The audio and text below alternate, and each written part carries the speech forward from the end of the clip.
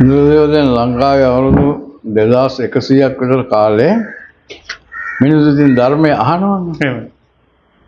ධර්මය කියලා ත්‍රිපිටකයේ තියෙනවා හාමුදුරු දේශනා කරනවා මිනිස්සු අහනවා. මුල් කාලේ දැන් කාලේ මිනිස්සු ත්‍රිපිටකය කියවනවා. ඒක සිංහල පරිවර්තනය බලලා තේරුම් ගන්න. ඒක ගීපෑදි දෙගොල්ලම බුදුන් වහන්සේ මෙහෙමයි කිව්වේ කියලා කියනවා. ඔව්.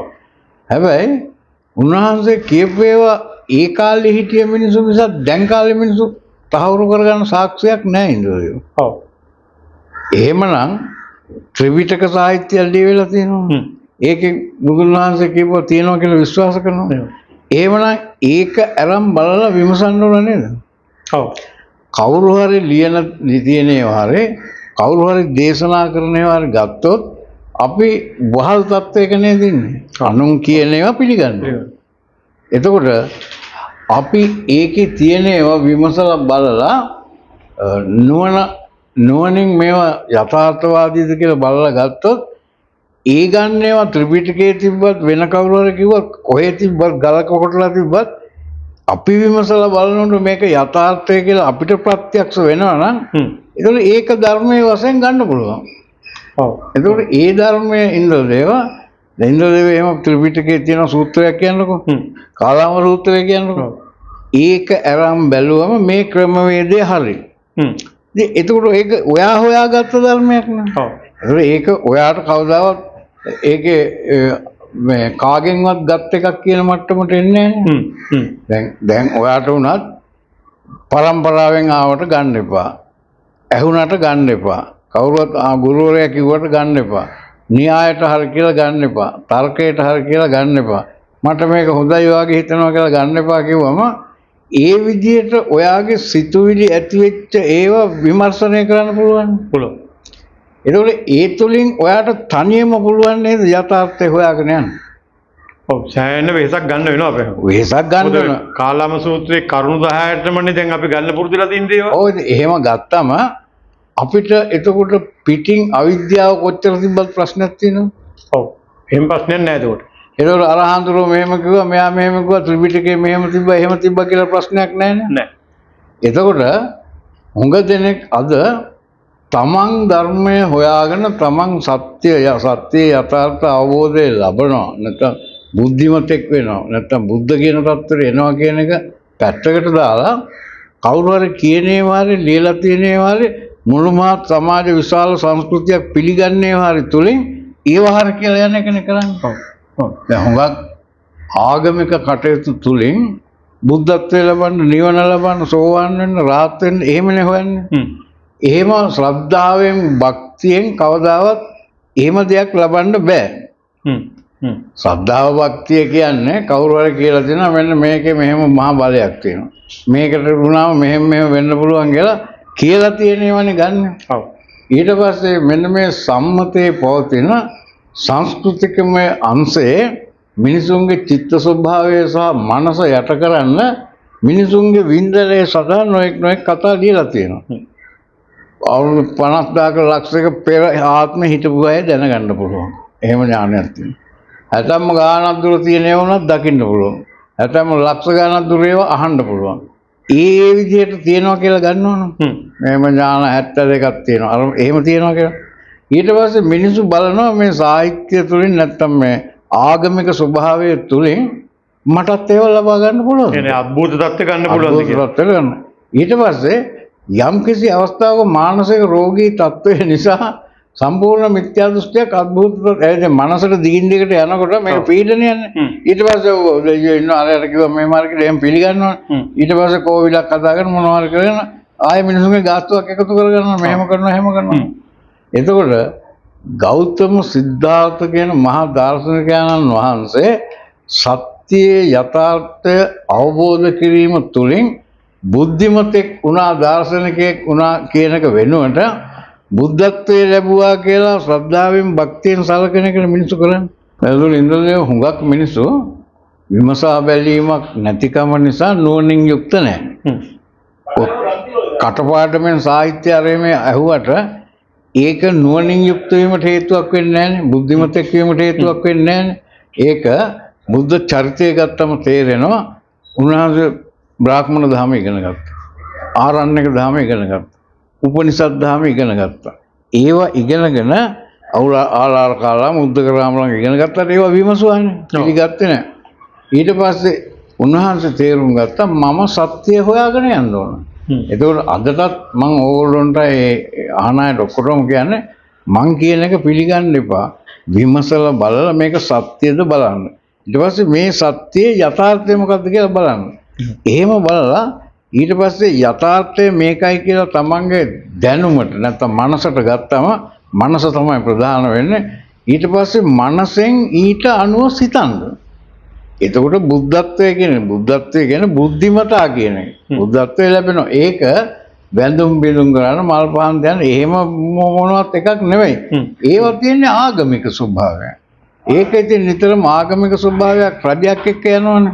රාජ්‍ය පාලනයට පහසුයි ආගමික ස්වභාවය. මිනිස්සු පාලනය කරන්න පුළුවන්. ඔව් ආගමික ස්වභාවය තෘප්තිමත් නොකර ඒවා පිළි නොගන ඒවා රංගපෑමෙන් හරි පිළිගන්න වෙනවා.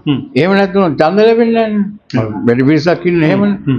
ඒකවල මම මේ කතා කරන්නේ මේ ජීවිතේම නිවන් ලබනවා මිසක් හුඟ දෙනෙක් මේ සාහිත්‍ය අනුව පුරුදුලා ඉන්න ඉන්ද්‍රදේව මරුණගෙන් පස්සේ නිවන් ලබයි. මරුණගෙන් පස්සේ දිව්‍ය ලෝකයයි.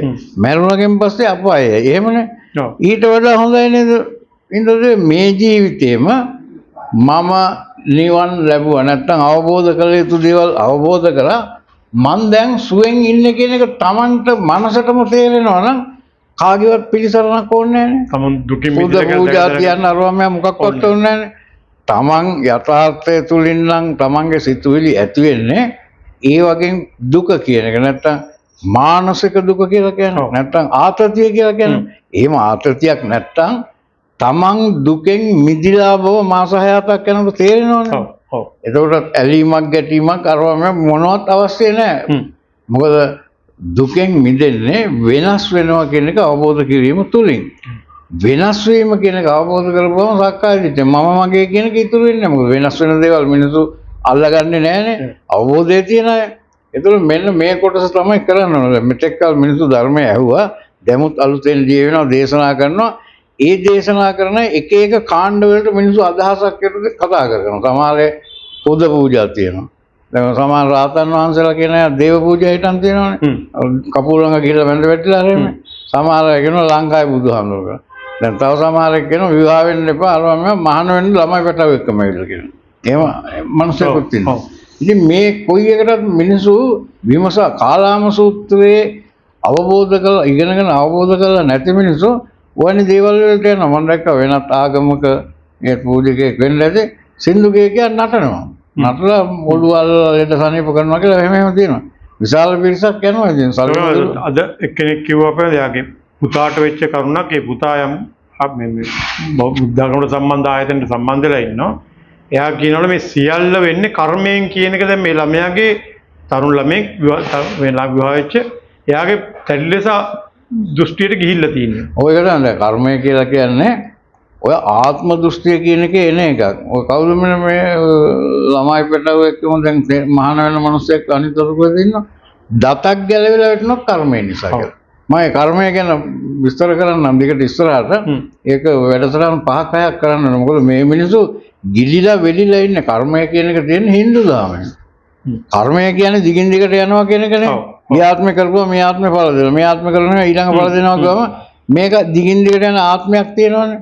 ඉතින් ගෞතම සිද්ධාර්ථගේ බුද්ධ ආගමේ කියලා කියනවා. අපේ බුදුහාඳුරෝ කියලා කියනවා. උන්වහන්සේ ආත්ම ධර්මයක් නෙවෙයි දේශනා කරේ අනාත්ම ධර්මයක්. කියන්නේ යථාර්ථය ඒකනේ. යථාර්ථය ඒකනේ. ආත්ම කියලා හැම යන්නේ එකක් නැන්නේ. ඒකටත් යන්නේ නැහැ. එතකොට ත්‍රිපිටකයේ මම කියනවා ත්‍රිපිටක සාහිත්‍යයක් කියන්නේ මේ තුල ගෞතම සිද්ධාර්ථ මහා දාර්ශනිකයන් වහන්සේ දේශනා කරපු තැන් තියෙනවා. කාලාම සූත්‍රයේ මුල් කරුණු 10. ඒක ගෞතමයන් වහන්සේ කවුද කියලා අපි දැකලා ආරෙන්නේ නැහැ. පින්තූර වෙලා ඉන්නේ ගෞතමයන් වහන්සේ නෙවෙයිනේ.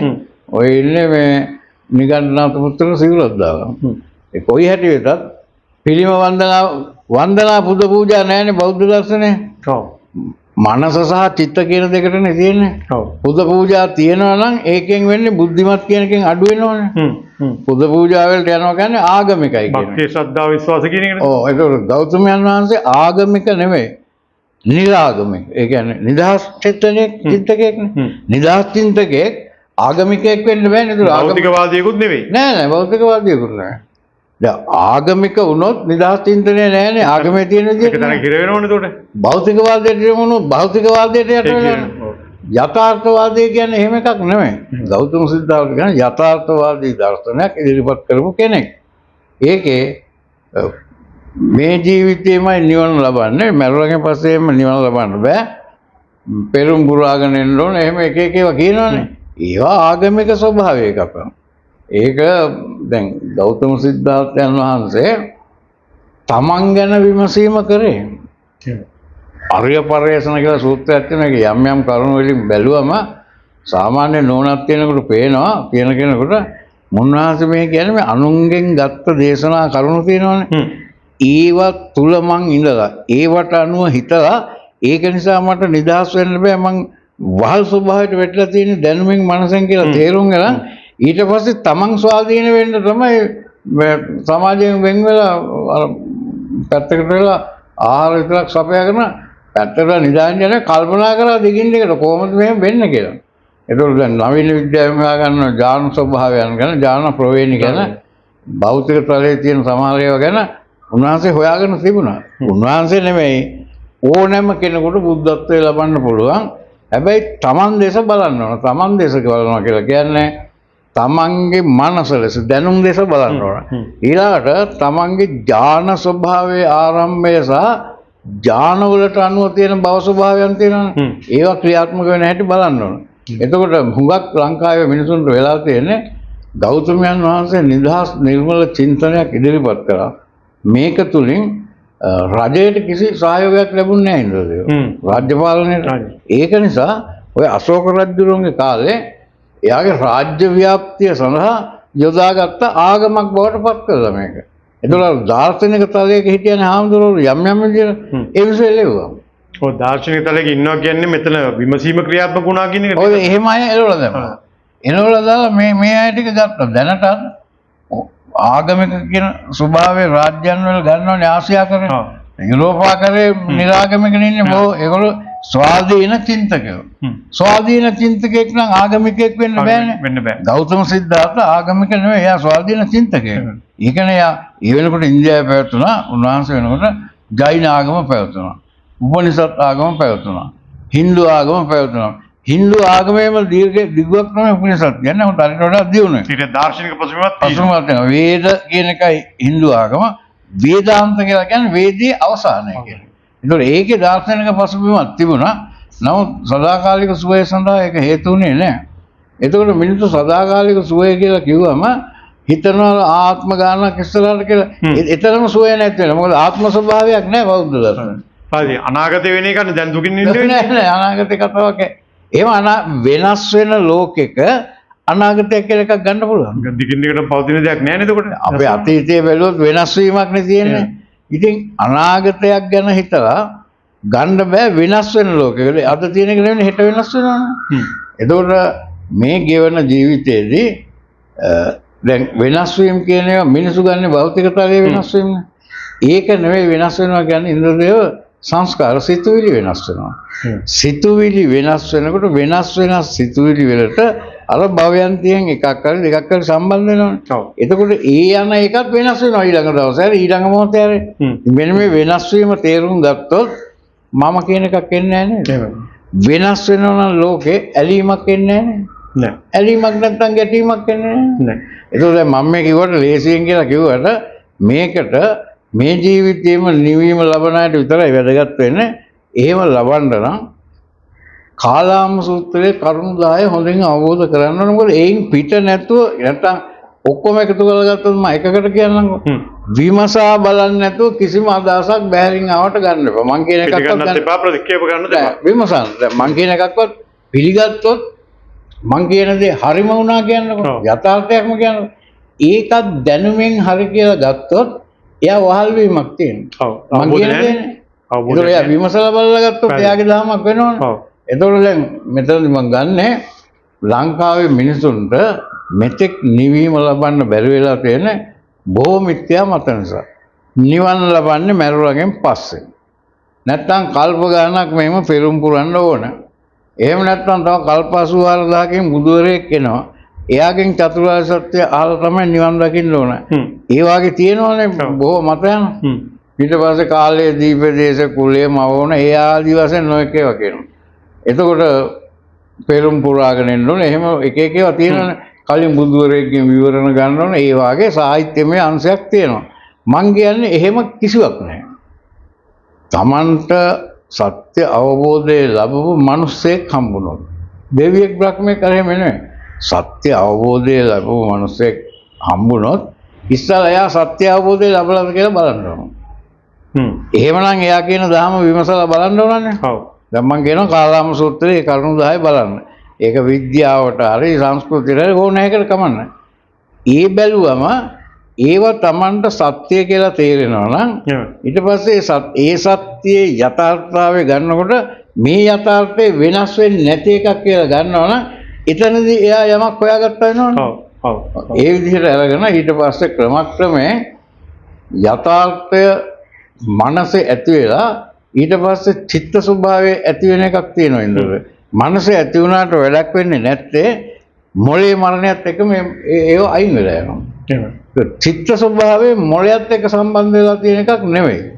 ඒක නිතරම දැනුම ඉදිරිපත් වෙනකොට සම්බන්ධ වෙන එකක් නේ. එතකොට මෙන්න මේ චිත්ත ශක්තිය නිවීමටපත් කරගන්න ද්වේෂය, කෝපය, කාමය, රාගය, වෛරය, පරිගැනීම කියලා ස්වභාවයන් දෙන්නේ. ඒවා අයින් වෙලා ධර්ම භවයටපත් වෙනවා. චිත්ත ස්වභාවයේ භවයන් දැන 30ක් විතර තියෙනවා.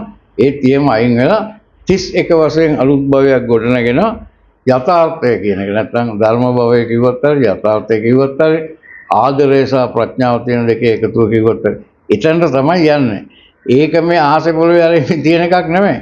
මූලික ශක්තියක් චිත්ත කියලා කියන්නේ. මෙන්න මේ මූලික ශක්තිය දැන් අපවිත්‍ර වෙලා තියෙන කරුණු 26කින් 27 ඒක පිරිසුදු කර ගැනීම නැවස්සේ. මේක ගැන මුලින්ම දේශනා කළේ ගෞතමයන් වහන්සේ. පස්සේ මේ ගැන හුඟක් හොඳින් ගැඹුරින් හැදෑරුවා. මේක උපනිෂද් ධර්මයේ අවසාන කොටසේ මම කියන්නේ දාර්ශනිකයෝ හිටියා කියලා. ඔය ආලෝන සාන්දිලා රෙම ගොඩක් හිටියා. ඒගොල්ලෝ තමයි ඥාන විසුද්ධියෙන් චිත්ත විසුද්ධිය ගැන දේශනා කළේ. ඒ කියන්නේ දැනුම දියුණු කිරීම තුළින් විමසා බලන්නේ අපි දැනුම දියුණු කිරීම තුළින් සත්‍ය හොයාගෙන ඒ සත්‍යයේ යථාර්ථය නැත්නම් සම්මා දිට්ඨියට ඇවිල්ලා ඒ අනුව චිත්ත ශක්තියේ තියෙන කෙලෙස් රහිත භවයන් එකින් එක ප්‍රඥා භවයේ සහයෝගයත් තරම් ඉවත් කිරීම තමයි ඒකේ තියෙන්නේ. එතකොට මම දැන් ඒක ගැඹුරෙන් තියෙන එක නමුත් සරලව කිව්වොත් සරලව ධර්මය අහන අයත් ඉන්නවනේ. ඔව්. ඇත්තම වෙලෙ හැමෝම සරලව තමයි යන්නේ. ගැඹුරින් තාම අහන බවක් මට පේන්නේ නැහැ. ඒතකොට කොහොම හරි දැන් මේකේ දැන් බුදුහාමුදුරුවෝ මෙහෙමයි අරියන් 88ක් උසයි මේ විදිහේ ගිනි කන්දක් වතුර කන්දක් එහෙම කිව්වම මිනිස්සු බලනවානේ අපිටත් එහෙම වෙන්න පුළුවන්ද කියලා. ඔව්. මෙහෙම ධ්‍යාන ලැබලා මෙහෙම විද්‍යාව පෙන්නනවා කියලා එක එක වගේ ඉඳලා 100ක් වෙනවා 100ක් ඉඳලා එකෙක් වෙනවා. අරයාගේ සිත් කියනවා යන්න පුළුවන්. ඒවට යට වුණාම නිවැරදි දර්ශනයක් ඔස්සේ යන්න බෑනේ. හැබැයි ඉතින් ඒවලට අපි කැමතියි. ඔය කැමතිනේ මිනිස්සු ඉන්දනේ සා. දැන් මෙහෙම අතිශෝක්තියෙන් ඒමා දර්ශනයන් වහන්සේ අතිශෝක්තියෙන් ඉහළට නම් ගොලා උන්වහන්සේ තුල නොතිබිච්ච උන්වහන්සේ කවදාවත් පිළිගත්තේ නැති Hindu ආගමික ධර්ම සහ තවත් පැවතිච්ච ඉන්දියාවේ එක එක ආගමිකයන්ගේ ධර්ම කොටස් අරන් උන්වහන්සේ මහා බ්‍රහ්මයා වගේ ශරීරයෙන් මැව්වා. චිත්ත ස්වභාවයෙන් නෙවෙයි. ඊට පස්සේ Hindu ආගමේ කොටස්ම උන්වහන්සේ දේශනා කරා කියලා ලිව්වා. චුල්ල කම්ම විභංග සූත්‍රයේම සම්පූර්ණයෙන්ම Hindu ආගමේ තිබ්බ ටිකම තමයි තියෙන්නේ. උන්වහන්සේ දේශනා කරා කියලා. කර්මයමයි මොල් කොටුන දින. මේක මෙහෙම යනවා ආදි වශයෙන්. නමුත් ඒවා ආචාර්ය මහාචාර්ය කියලා මම උගතුන් කියලා පිළිඅර ගන්න මිනිස්සු ලංකාවේ ඒ මිනිස්සුත් ඒවම Hindu ආගමේ ඒවම කියලා දෙනවා. ඒක තමයි හරි කියන්නේ. දැන් මෙන්න මේ වාගේ මතිමතාන්තර මිනිසුන්ගේ පොඩි කාලේ ඉඳලා ඔළුවට මුල් බැස්සුවාම ඒ වගේ මිදෙන්න බෑනේ නේද? ඒ පොඩි කාලේ ඉඳලා කියනවා මොලේ කියන එක කියලා මතකයන් වශයෙන් තියෙනවා. ඒතර මේ මිනිසුන්ට ඒ වගේ අයින් වෙන්න බෑ. ඒ පොඩි කාලේ ඉඳලා ආපු ත්‍රිපිටකයෙන් ඊට අමතරව මෑත කාලේ ඉන්නවත් එක එක පාර්ශ්ව හදාගෙන එක එක ධර්ම කොටස් ගෞතමයන් වහන්සේ දේශනා කරපුට විරුද්ධව. ඒගොල්ලෝ දැන් සම්මතය තුල කැපී පෙනෙන ලක්ෂණයන් ගන්න ළමයි පිරිඳ දරුවෝ ඔක්කොම මහාන වෙනවා. දැන් මහාන වීම කලාවක් කරන්නේ. මහාන වීම කියන සිවුරක් දා ගන්න ඕන, තට්ටි ගන්න ඕන, ආරණ්‍යක ඉන්නවා. ඒක ඇත්තටම නිවන් දැකීම සඳහා අවශ්‍ය අංගයක්, අත්‍යවශ්‍ය අංගයක් නෙවෙයි. මොකද දැන් ගෞතමයන් වහන්සේ ඉන්න කාලේට වඩා සමාජ සම්මතය වෙනස්. උන්වහන්සේ ඉන්න කාලේ රජයේ සැකියා පෙන්ෂන් ආරාමයක් තිබ්බේ නෑනේ. ඒතකොට දැන් කාලේ මිනිසුන් විශ්‍රාම වැටුවක් හම්බ වෙනවා, ගෙයක් දොරක් තියෙනවා. ඒතකොට ගෙදර ඉඳලා පුළුවන් නේ ධර්මය අවබෝධ කරගන්න. දැන් මේ යම් කිසි කොටසක් නැත්නම් Hindu ආගමේ අය සහ වෙනත් ආගමික අය දේශනා කරපු අරන් දැන් ඉන්න පූජක කියන පැලැන්තිරත් ඒක හොඳයිනේ. ඔව්. ආදායම් ලැබෙනවා, තමන්ගේ විනෝදාංශ ඔස්සේ යනවා, ලේසියෙන් රස්සාවක් නැතුව ඉන්න පුළුවන්. මෙන්න මේවට මිනිස්සු යටත් කරලා තියෙන නිසා තමයි ඔහොම වෙන්නේ. මොකද මට හිතෙන්නේ මම දැක්කා ඔය තියෙනවා අර දැන් කුඩු ගණන්ලා ආවුණානේ සිවුරක් දාගත්ත ගෞතමයන් වහන්සේගේ නම දාගෙන හිටපු ටිකක්. ඒ පාර ඒකට මම දැක්කා ඔය ගුරුවරයෙක්ද මොකද ටියුෂන් ගුරුවරු කෙනෙක්. ඒක මිනිහෙක් කියනවා හාමුදුරුවන්ට මොකක්වත් කියන්න එපා. චීවරයක් දාලා ඉන්න බුද්ධ චීවරයක්. ඔය ළමයි එහෙම මොකක්වත් කියන්න එපා. මෙහෙමයි කියලා කියනවා. චීවරයක් කියන්නේ රෙද්දක් නේ. ඔව්. වචන චීවරය වුණා චීවර කියන්නේ රෙද්ද කියන එක. රෙද්දක් දාගෙන හිටියට කෙනෙක් හොඳ වෙන්නේ නැහැ කියලා උන්වහන්සේ පැහැදිලිව කරලා ජටාන පංකක් ඇඳුමෙන් හරි අර මේ හුලං ගහන එකත් වටාපතේ ඒක තිබ්බටම හාමුදුරුවෝ කෙනෙක් වෙන්නේ නැහැ කියන එක. හාමුදුරුවෝ කෙනෙක් වෙන්න නම් දැනුමේ දියුණුවක් තියෙන්න ඕනේ. තමන්ට අනුන්ට අහිත කරන වෙන්න ඕනේ. ඊට පස්සේ චිත්ත ස්වභාවය පිරිසුදු කරලා ගනිමින් බුද්ධත්වය කරලා බුද්ධත්වය කියන්නේ නිවීම ලැබීම. ඒ සඳහා යන්න ඕනේ. ඒවා මොකක් වන්නේ නැතුව දැන් මිනිසු තුලත් මම දැක්කා ඇති කරන්නේ ඒ හාමුදුරු මොන කරත් කවන්නේ අපි සලකන්නේ චීවරයටනේ. එනවා මරදානියාරේ අර ඔය හදනවනේ ඉඳද මේ කළුතර පැත්ත කොහෙද? වටලුගම. ඒ ගිහලා පෙරේ වැඳ වැටි ඉන්න උනන චීවරයට සලකන්නේ. එහෙම සලකින්නක් නෑ ඉන්නලේ. බුදුවරයෙකුට සලකනවා කියලා කියන්නේ තමන් බුද්ධත්වයේ ලබනවා කියන එක. ඒ කියන්නේ බුදුවරයා පෙන්නපු මේ මහා දාර්ශනිකයන් වහන්සේ පෙන්නපු ඉතා ගම්බීර දර්ශනය සරල ඉඳන් පටන් ගන්න ඒකෙන් නිවන දියුණු වෙන්න අවසානයේ දක්වා යන්න පුළුවන්. කියන්නේ බුදුවරයෙක් නියෝජනය කරන්න පුළුවන් ධර්ම අවබෝධයෙන් මිසක් ඇඳුමින් නෙවෙයි. නෑ. ඒතකොට බුදුවරයෙකුට සලකනවා කියලා කියන්නේම ධර්මය අවබෝධ කරනවා කියන එක. බුදුවරයා කියලා හඳුන්වන්නේ ධර්මය කියන එක. දැන් ගෞතමයන් වහන්සේගේ ශරීරයක් මනසක් අරෙමේ තිබ්බනේ. කට අරම ඉන්ද්‍රියන්. ඒ වගේ උන්වහන්සේ ධර්මය නැත්නම් සත්‍ය යථාර්ථය දේශනා කරපු කෙනෙක්. ඒක තමයි ධර්මය වෙන්නේ. ඒක බුදුවරයෙකුට සලකනවා කියන්නේ නම් ධර්මය අවබෝධ කරනවා. ධර්මය තුලින් ගමන් කරනවා. දැන් ඒ වෙනුවට මිනිසුන්ට ලේසියෙන් ඉඳලා මේ තමන් දිහා බලන්නේ නැතුව අරේ පරිේශන තමන්ගේ සිතුවිලි ඇති වෙන්නේ කොහොමද? ඒ ඇති වෙන සිතුවිලි වලට ආසාව, ඇලීම, ගැටීම එනවද? ඒව නවත්තගන්නේ කොහොමද කියන එක හිතන්නේ නැතුව වින්දනය මුල් වෙලා තියෙන නිසා ඒව ඔක්කොම කරනවා. මාසෙකට දවසක් හරි පොයදාට හරි මොනවා හරි අර උත්සවයක් තියෙනවා, චෛත්‍යයක් හදනවා කිව්වම නැත්තම් ඔය එක කන්දක් පේන්න බෑ දැන් ඉන්නේ උන්ට. මොනවද හදනවා ආරන්නේ නැත්තම් උයන්ද මොනවද කියලා තියෙනවා. ඒ අසපුයි කෝටි ගණන් වේදම් කරනවා. ගෙවල් නැති මිනිස්සුන්ට දෙන්නේ නැහැ නේද කොහොමද? නේද මම අලුතෙන් අර විජය විද්‍යාලය කියන එකක් ගත්තා මේ දානේ. බිත්තියයි වහලයි ඔක්කොම ඉටිරෙද් වලින් ඉන්න ළමයි ඉන්න ඉස්කෝලේ නෝ. දැන් ඒ මිනිස්සුන්ට දෙන්නේ නැහැ. ඉතින් ඒක කියන්නේ පින් නැහැ කියන්නේ. හැබෑවටම පිනක් නෙමෙයි කුසලයේ වෙන්නේ, දක්ෂතාවය වෙන්නේ. නැත්තම් බහුජන හිතාය බහුජන සුඛාය වෙන්නේ නැති බැරි මිනිහෙකුට දීම තුලින් නේද? අවශ්‍යතාවය ඉෂ්ට කරන්න එපා. අවශ්‍යතාවය තියෙන තැනට එක දෙන්න. අවශ්‍යතාවය තියෙන තැනට මිසක් නිකන් දීලා වැඩක් තියනවද? එහෙම පැහැදිලි. අවශ්‍යතා නැති මිනිසුන්ටනේ දෙන්න ඕනේ. ඉතින් ඒක කෙරෙන්නේ නැහැ මිනිසුන්ගෙන්. එතකොට ඒකෙන්ම තේරෙනවනේ බුද්ධිමත් නැහැ කියන්නේ. දැන් මම එකට බණ්ඩාර පැත්තේ මොකද්ද අසපුවක් හදලා දෙනවා. මම ඉතින් කෝටි 600ක් විතර යන්න ඇති මේ පාරවල් අතරම එහෙම කරනවා.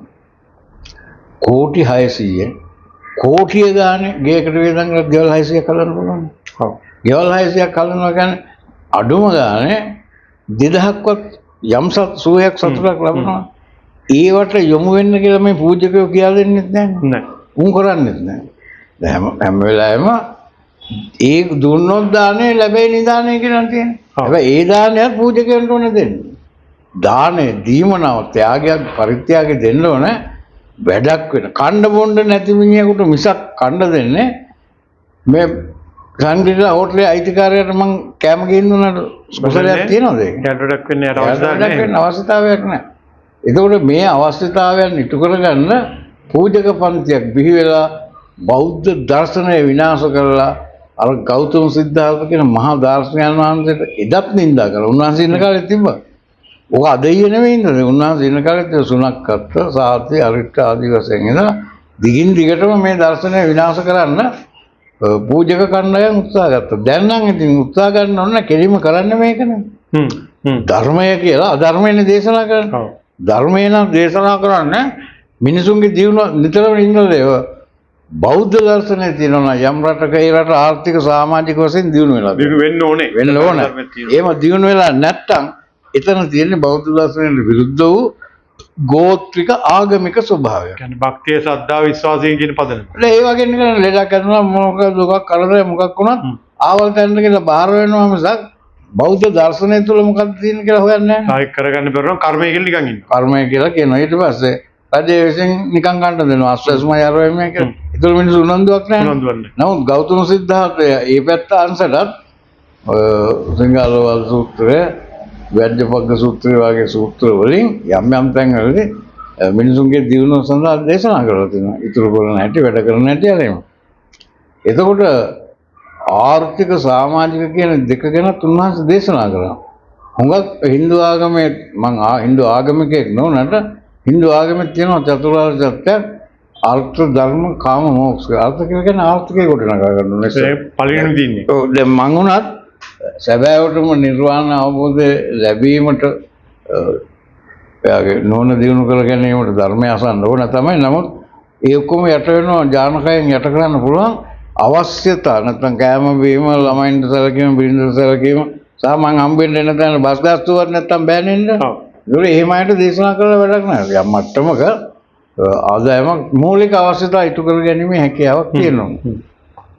නමුත් මෙතන හදලා තියෙන ඉන්ද්‍රියය උඹලට මෙහෙම වෙලා තියෙන පෙර කර්මය නිසා. දැන් මේ කර්මයෙන් ගැලපෙන්න නම් දීපල දන් දීලා අර උඹලා ගියාත්ම දුන්නේ නැති නිසා මේක වෙලා තියෙනවා. මම ඒක තුල්ලකම් විභංග සූත්‍රේ විග්‍රහ කරන්න ඉදිරියේදී මොකද මම මැරෙන්න කලින් මේ දැන් ලංකාවේ තියෙන බෞද්ධ දර්ශනයක් නෙවෙයි පසු කාලිනව හදාගත්ත ආගමක් තියෙන. ආගම් වල තියෙන ඇදහිමනේ ශ්‍රද්ධාව භක්තිය ඇදහිම. ඒක දඩමීමා කරගන්නවා වංචනික පූජක පන්තියක්. ඒතකොට මිනිස්සු එක පූජක පන්තියෙන් අරන් බිස්නස් කරපුවා. ඒතකොට රට රජුන එහෙම නැහැ. නිකන් ගොඩ නැගිලි ගස් ගල් ආරාම අරවමකට වියදම් කරන එක කරන්නේ. ඔව්. රටක දියුණුවක් වෙන්නේ නැහැ. ඒතකොට මම දකින්නේ මේ රටේ ආර්ථික සමාජික සහ මානසික දියුණුව මිනිස්සු තුල නැත්තේ මෙන්න මේ ගෝත්‍රික ලෙසින් මිනිසුන්ට බලපාන අදහස් පූජක පැලැන්තිය විසින් එක් ආගමක නෙවෙයි පවතින සියලු ආගම් වල පූජක පැලැන්තිය විසින් අනුවන බව නිසා මිනිසුන්ගේ මානසික ස්වභාවය එක පැත්තකින් බියෙන් සලිත කරනවා. අපායයි මෙහෙමයි තිරිසන් සත්වෙයි එහෙම එක. තව පැත්තකින් බින්දනේ ලබා දෙනවා අවිද්‍යාත්මක දේවල් වලින් දිව්‍ය ලෝකේ ගියාම මෙච්චර කල් ඉන්න පුළුවන් එහෙම ඉන්න පුළුවන් කියනවා. ඒකට ඒ ගැන මං කියීමේදී දැන් නිකන් ගන්නව කරනවා මම උන්වහන්සේ ගැන තව එක දෙකක් කියන්න. මුලින්ම බෞද්ධයෙක් වෙන්න නම් තිසරණ සහිත පංචශීලයේ අනුගමනය කරන්න කියලා කියන්නේ. ඔව්. පූජක පන්තිය ගියාත් කියන්නේ එහෙමනේ. හරි. පංචශීලය කියලා එකක් තියෙනවනේ. අනුගමනය කරනවද කියන අය? අනුගමනය කරන්න පුළුවන්ද? අනුගමනය කරන්න බෑනේ. ඒක නැවත ගන්න වෙලා තියෙන්නේ. ඒක තමයි දැන් සතුන් මැරීමෙන් වළකින්න කියලා කියනවා. ඉතින් සතුන් කිව්වම මේ හරක් අලි විතරක් නෙමෙයි. කෘමීන් අයිතින් වෙන්නේ සතුන්. මාළදි වෙන්නේ මිනිස්සු මුල් කාලේදී ආදායම් නැහැ මොහොතේ මාළු විතරනේ හිටියේ. ජලන්න නැතුව පුළුවන්ද? වෙන ජීවිතයක් ක්‍රමයක් නැහැ. අදටත් වැල්ල කරේ ලංකාවේ වටේම ඉන්න මිනිසුන්ට මාළු අල්ලන්නේ නැතුව හිටියොත් මැරෙන්න වෙනවනේ. පව් කියලා. ඉතින් මැරෙනකන් මේ ඒ විදිහට ඉන්න ගීතය අපවක්. ඒතර මං අහන්නේ මේ පන්සිල් සහිත තිසරණ සරණ යාම තමයි බෞද්ධෙක් වීමේ සුදුසුකම නම් මේ ලංකාවේ ඉන්න අය පංචශීලයේ රකින්නේ නැහැ. පළවෙනි එක රකින්නේ නැහැ. පහම රකින්නේ නැහැ. මේක රකින්නේ නැතුව මම මේක රකින්න කියලා නෙමෙයි කියන්නේ. මේක ගෞතමයන් වහන්සේට කිසිදු සම්බන්ධයක් තියෙන එකක් නෙමෙයි. පසු කාලීනව වෙනත් ආගමික නායකයෙක්ගේ දේශනයක් හදාගෙන තියෙනවා. ඒකෙත් අන්තිම එක නෑ. ඒකට වෙන එකක් දාගෙන තියෙනවා. එතකොට දැන් ඉන්ද්‍රදේවට තේරෙනවද පංචශීලයේ රකින්නේ නැතුව අපි බෞද්ධයෝ කියලා කියනවා නම් ඒක හරියද? ඒගොල්ලෝගේ හැඳින්වීම අනුව. ඒක කැළපෙන්නේ නැහැ නේද? ඊළඟට තෙරුවන් සරණ සහිත පංචශීලයනේ. ඔව්. බුදුන් සරණනේ පතන්නේ. බුදුන් කියන්නේ ධර්මයට කියන නම. යමෙක් ධර්මයේ දකීද හේ මා දකී. යමෙක් මා දකීද ඒ ධර්ම දකී. එහෙනම් හරිනේ ඒක. සරණ කියන්නේ පිහිට. නැත්තම් ධර්මය කියන එක විමසලා බලනකොට ඒකේ යථාර්ථය හොයා ගන්නකොට ඒකෙන් නිවන් ලැබීම සඳහා උදව්වක් තියෙනවනේ නියමට. ඒක සරණ යන කාර්යය. ධම්මං සරණං ගච්ඡාම කියලා කියන්නේ ධර්මය කියන එකනේ. මුලින් කියපු එකම තමයි. මුලින් කිව්වේ ධර්මය මේකත් ධර්මය. සංඝං සරණං ගච්ඡාම කියලා කියන්නේ ධර්මය කිව්වම ඉන්ද්‍රදේවල ධර්ම කොටස් කීපයක් උගන්වනවා. සමූහයක්. සංඝ කියන්නේ සමූහය කියන එක. මෙන්න මේ ධර්ම සමූහය අවබෝධ කරගන්න ඒක තමයි ඔයගොල්ලන්ට මාවත වෙන්නේ මාර්ගය වෙන්නේ කියන එකයි කියන්නේ. දැන් මේ තුන් ලෝකයේ පිළිබඳ අවබෝධය නේද? ඔව් ඒ තුන් ලෝකයේ පිළිබඳ අවබෝධය. එතකොට සංඝ කිව්වම ගන්නවා මේ පන්සල් වල ඉන්න මං වාගේ ඇඳලා ඉන්න. එහෙම ගත්තොත් සංඝ සරණ ගියොත් එහෙම මේ අහගෙන ඉන්න අයට මම කියන්නේ නේද ලෝකේ ප්‍රථම වතාවට රාජ්‍ය නායකයෙක් පූජකයෙක් විසින් ඝාතනය කළ මැරුවේ ලංකාවේ. බණ්ඩාරනායක මහත්තයා මැරුවේ. ආන්දරවල දෙන්නෙක් නේ එල්ලුම්ගස්ගේ. ඔව්.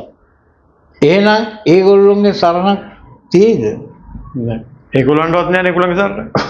දැන් ඊයේ පෙරේදාල 22ක් ආවුණා කුස්ද මොකද්ද අර එහෙම කියලා ඒගොල්ලොන්ගේ සරණ ගියොත් කුඩු ගහන්න පුරුදු වෙන්න බෑ. ඔව්. ඊළඟට තවත් අය ඉතින් ඔය කුඩු විකුණන්නේ වයි රටේ ලෝකේ නැති තියෙන ඒවා තියෙනවනේ. ඉතින් ඒ අයගේ සරණ ගියොත් මේ මිනිසුන්ට වෙන්නේ නිවන අවුරුදු කෝටි ගණනකින් තව දුරස් වෙන එකනේ. ගෞතම වහන්සේ කියලා දෙන බෑ ධර්මයේ සරණ යන්නේ කියන්නේ ඒ ධර්මය අවබෝධ කරගත්තා තමයි දුකින් මිදෙනවා කියන එක දැක දැනගන්න පුළුවන් ඉඳන්නේ. ඔව් දැක දැනගන්න. සරණ කියන්නේ මෙහෙමයි ඉන්ද්‍රදේව. නිවීම ලැබීම සඳහා මාර්ගය කියන එකයි ධර්මය කියලා කියන්නේ. ඒ ධර්මයක් එහෙම කියලා තුන්වහන්සේ කියනවා අත්ථ සරණ අනඤ්‍ය සරණ. ඒ කියන්නේ උඹට සරණ උඹමයි වෙන කිසි කෙනෙකුට උඹට සරණ වෙන්න බෑ කියලා උන්වහන්සේ කියද්දී මහා පරිනිබ්බාන සූත්‍ර කීපේ කියද්දී මේගොල්ලෝ කියනවා තිසරණ සහිත පංචශීලයේ සරණ යන්න කියනවා. ඊළඟ තව කියනවා ඉතින් අර බෝධිය මේ බෝධිය අර ගහ මේ ගහ අර ගොඩනැගිල්ල එහෙම කියලා කියනවා සරණ යන්න. එහෙනම් මේ කියන අය ගෞතම සිද්ධාර්ථ කියන මහා දාර්ශනිකයන් වහන්සේට ප්‍රතිවිරුද්ධ වුණද නැද්ද? අනිවාර්යෙන් විරුද්ධයි. උන්වහන්සේ කියනවා උඹට සරණ වෙන්නේ ධර්මය. ධර්මය කියන්නේ දැනුමක්. උඹට සරණ උඹමයි. අත්ථ දීපා විහෙරත කියලා කියන්නේ උඹට ආලෝකයක් වෙන්න ඕන. ඒකනේ එක දෙයක් අත්ථ සරණ කියන්නේ මේකෙන් දෙන අත්ථ කියන්නේ තමන් කියන්නේ. තමන්ට සරණ තමන් කරගන්න කියලා උන්වහන්සේ කියනකොට මේ කොටසක් මේ ගහේ සරණ තියෙනවා අර ගොඩනැගිල්ලේ සරණ තියෙනවා මේ ගලේ සරණ තියෙනවා මේ පොකුණේ සරණ තියෙනවා මේ රෙද්දේ සරණ තියෙනවා මේ කුඩේ සරණ තියෙනවා මේ ඇඳේ සරණ තියෙනවා කියලා මම දැක්කා ගොඩනැගිල්ලේ ඇඳන් දාලා පුරේ මිලි වැඩි සංගලක් කකුල් වල සෙරපු ඒවත් මේ මහා ගොඩනැගිල්ලේ සරණ තියෙනවා. දැන් ඔය සරණ තියෙනවා කියලා ඕවා දිගින් දිගට යනකොට මිනිසුන්ගේ මනස තුල ඕවා හරි කියලා තැන්පත් වෙනවනේ. ඔව්. දැන් ඒවා තැන්පත් වුණාගෙන් පස්සේ ඒවා අසත්‍ය බව බුදුවරු 1000කටත් ඇවිල්ලා කියලා දෙනවා. ගෞතමයන් වහන්සේ ඇවිල්ලා කිව්වත් මෙන්න මේ ගස් වලට සරණක් නැහැ කියලා මම උඹලට කිව්ව නේද ගස් වලේ? ඇයි මේ ගස් වලට වඳින්න කියලා ඇහුවොත් අපේ අතින් ආයසරයක් පිරිනිවන් දකින්න නැතුව දැන්ම යන්න කැමති නැහැ. ඒක එකක්. අනිත් එක බලන්න මේ ආගමික ස්වභාවයට ආපුවාම උන්වහන්සේ දා වෙහෙස වෙලා අමාරුවෙන් මේ තුන් ලෝකයේ පිළිබඳ තේරුම් අරගෙන ඒකෙන් චිත්ත ස්වභාවය විශ්ව ස්වභාවයෙන් බැහැර ගන්න මාර්ගය හොයාගෙන විශාල ලෙස කැපවිච්ච එකේ අන්තිමට කාක්කෙක්වත් එලව ගන්න බැරි ගහකට නේද ගෞරවය කියලා තියෙන්නේ. ඔව් පැහැදිලි. මේ ගහ නිසා තමයි මෙහෙම වුනේ. ඒතර ඔය ගහ කියන නමක් තියෙනවා ඇසතු ගහ කියලා. ඔය ගහ ඉන්දු නිම්න ශිෂ්ටාචාර යුගයේ ජගත් මාතා කියන දේවතාවිය හෙළුවෙන් හිටපු ගහ ඔය. ඕනනම් ඉන්දු නිම්න ශිෂ්ටාචාර ඉතිහාසයේ අතීතයේ ශිෂ්ටාචාරයේ මුද්‍රා තියෙන 400ක් විතර එයින් දෙකක තියෙන ඔය නිර්වත් දෙවඟන ඔය ගහේ ඉන්නේ.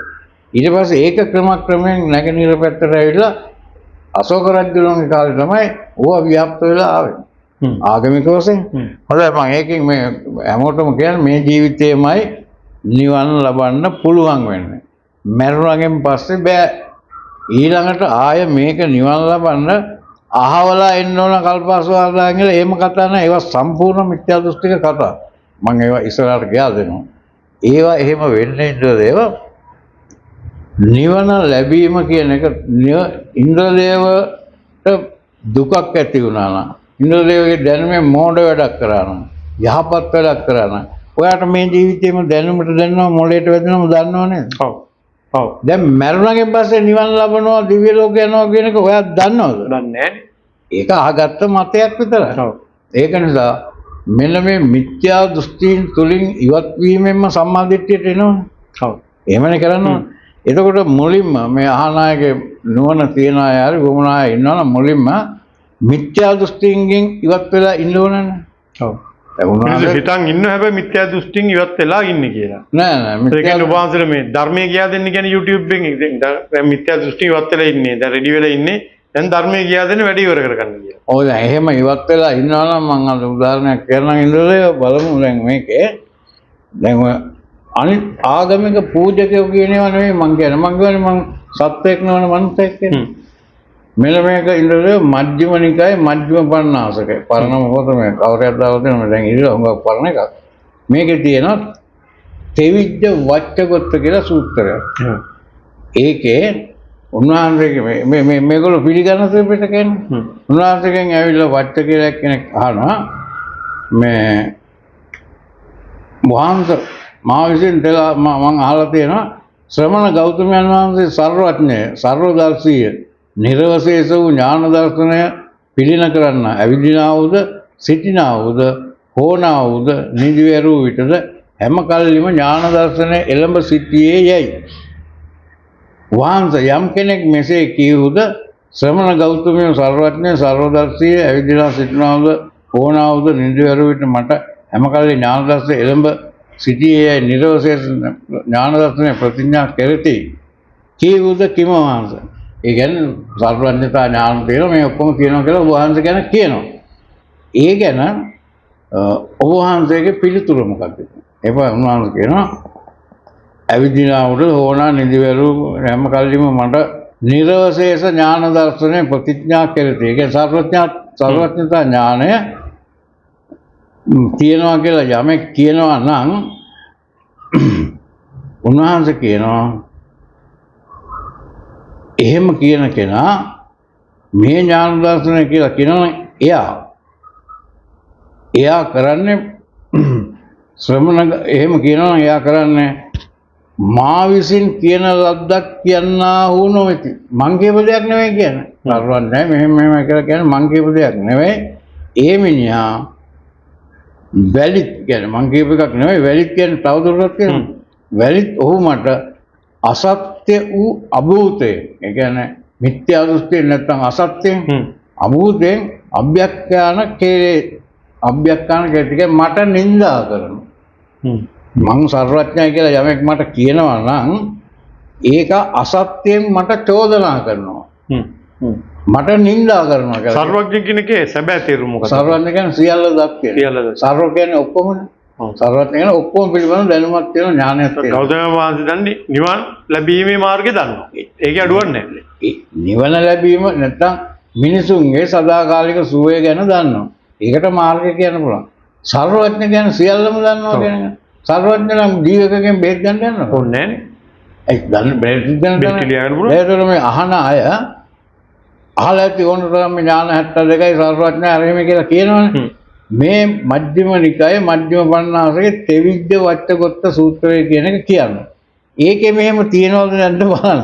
එහෙම තියනවා නම් උන්වහන්සේ සර්වඥතා ඥානය තියෙනවා, ඥාන 72ක් තියෙනවා ආදී වශයෙන් කියලා උන්වහන්සේ කෙරේ යම් පූජක කොටසක් ඔගොල්ලෝ භක්තිය ශ්‍රද්ධාව තුළ රිංගවනවා නම් ඒකෙන් කරන්නේ ගෞතමයන් වහන්සේ දේශනා කරපු දේ විකෘති කිරීම.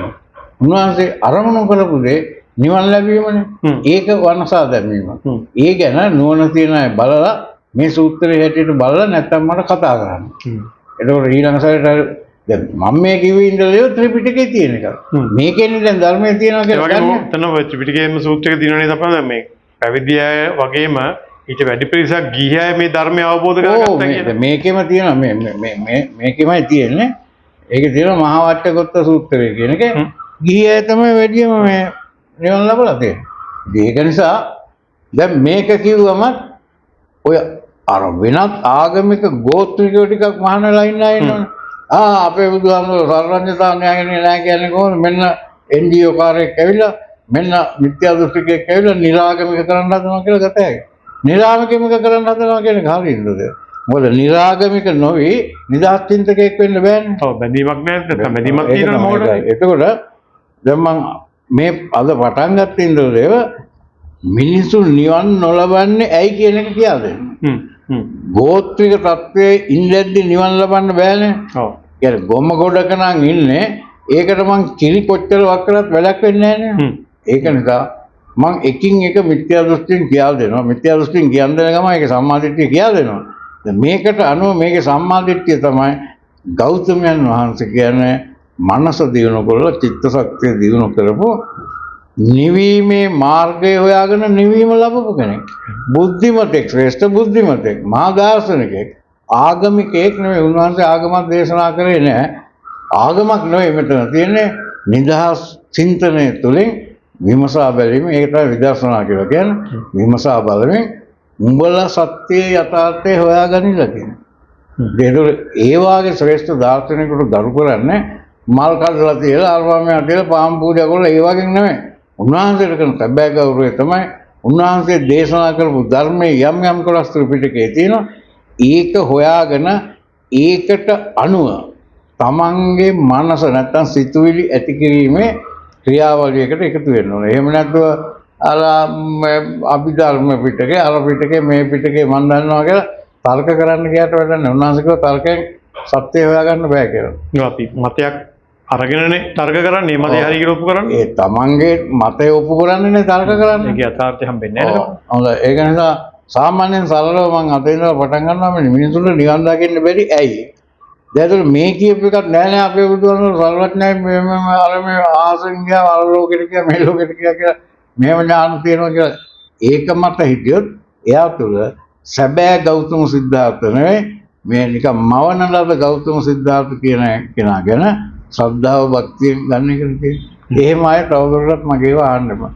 හොඳයි නේද? ඊළඟ දවසේ මම ඊළඟ කොටසක් කරනවා. හොඳයි.